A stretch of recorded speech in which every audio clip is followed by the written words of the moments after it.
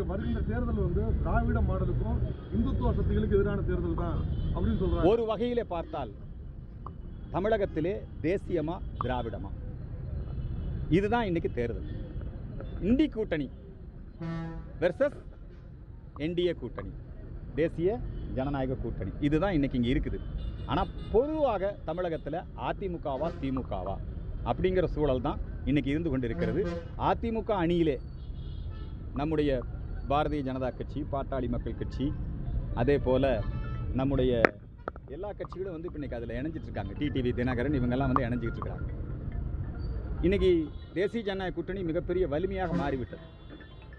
Indie கூட்டணி அவங்களுக்குள்ளேயே போட்டி பொறாமைகள் அதிகமாகிருச்சு. காங்கிரஸ்காரங்க என்ன சொல்கிறாங்கன்னா ஆட்சியில் பங்கு, அதிகாரத்தில் பங்கு. விடுதலை சிறுத்தைகள் என்ன சொல்கிறாங்க, அதிருப்தியில் இருக்கிறாங்க விடுதலை சிறுத்தைகள். கம்யூனிஸ்டுகளும் கூட எங்களுக்கு அதிக தொகுதி வேணும். இப்போ திமுக கூட்டணி கொஞ்சம் கலகலத்து போயிடுச்சு. எப்போ டிடிவி இங்கே வந்தாரோ, எப்போ பாட்டாளி மக்கள் கட்சி இங்கே இணைஞ்சதோ, எப்பொழுது அமித்ஷா ஏடிஎம்கே பிஜேபி கூட்டணியை உறுதி செய்தாரோ அப்போ இருந்து இவங்களுக்கு தூக்கமே வர்றதில்லை. அதுவும் பாரத பிரதமர் நரேந்திர மோடி அந்த பொதுக்கூட்டத்தில் தேசிய ஜனநாயக கூட்டணி தலைவர்கள் அனைவரையும் ஒரே மேடையில் நிறுத்தி அவர் பேசி சென்ற பிறகு திமுக கூட்டணி கலகலத்து போய்விட்டது. பாரத பிரதமர் நரேந்திர மோடியினுடைய அலை வீச துவங்கி விட்டது. நம்முடைய இந்த வரக்கூடிய தேர்தலில் நிச்சயமாக தேசிய ஜனநாயக கூட்டணி தான் ஆட்சி அமைக்கப் போகிறது. அதிமுக எடப்பாடி பழனிசாமி அவர்கள் தான் முதலமைச்சராக வரப்போகிறார்கள். ஏனென்று சொன்னால் இந்த திமுக கூட்டணி அதே மாதிரி இன்னொரு புதிய சக்தியாக வந்திருக்கிறார் ஜோசப் விஜய்.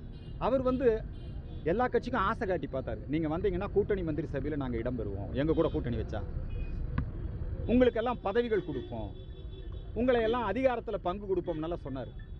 அவருடைய ஆசை வார்த்தைக்கு இந்த எந்த கட்சியுமே போகலை. அதனால் ஜோசப் விஜய் இப்போ கொஞ்சம் தடுமாற்றம் ஆயிட்டார். தடுமாற்றம் ஆயிட்டு அவர் என்ன பேசுறதுன்னு தெரியாமலே பேசுகிறார். அவர் போய் லஞ்ச ஊழலை ஒழிப்போம், எங்கள் ஆட்சியில் லஞ்ச ஊழல் இருக்காதுன்னு பேசுனா எல்லாருக்கும் சிரிப்பு தான் வரும். ஏன்னா அவர் திரைப்படத்துறையில் உச்ச நடிகராக இருந்து இவ்வளவு பணத்தை எப்படி சம்பாதிச்சார்? பிளாக் டிக்கெட் விற்று லஞ்ச ஊழல் பண்ணி தான் அவர் சம்பாதிச்சார். அவர்